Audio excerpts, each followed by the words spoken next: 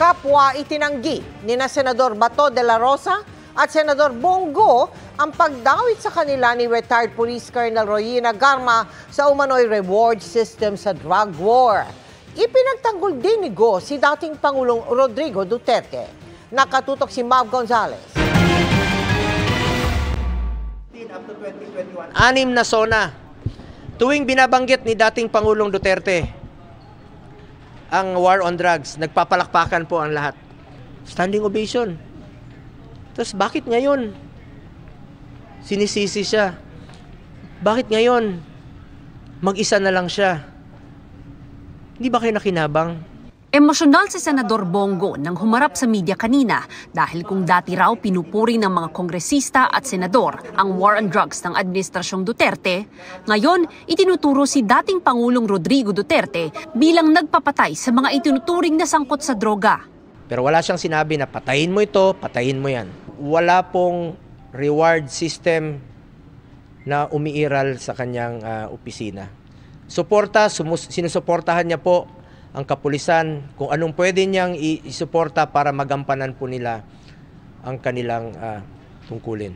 Noong Biyernes, ibinunyag ng dating Davao Police Officer at kilalang malapit kay Pangulong Duterte na si Royina Garma sa pagdinig ng Quadcom ng Kamara na nagbibigay ng pabuya ng hanggang 1 milyong piso kada mapapatay sa ilalim ng war on drugs na nakamodelo sa tinawag na Davao Model.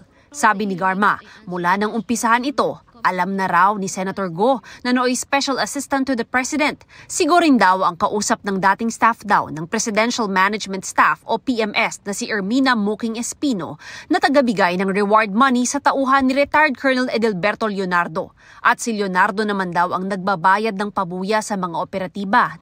Hindi po totoo yan. Sabi ko nga, wala pong reward system. At kung sakali mang meron siyang iutos sa akin na illegal, hindi ko po susundin. Hindi rin po ako papayag na utusan ako ng illegal. At hindi rin po ako papayag na may mga reward system.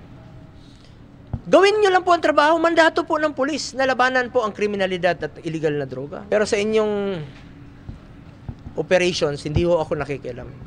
Si Senador Bato de la Rosa ang nakaupong hepe ng Philippine National Police nung umpisahan ang Duterte anti-drug war. Tulad ni Go, kasama rin siya sa diagram ng reward system na ibinigay ni Garma sa Quadcom. Sabi ni de la Rosa, wala raw siyang ideya tungkol sa sinasabing reward system. Nung panahon daw niya bilang Chief PNP, wala siyang ipinatupad na reward system dahil wala siyang pondo para rito. Para sa GMA Integrated News, Mav Gonzalez, Nakatutok, 24 Oras.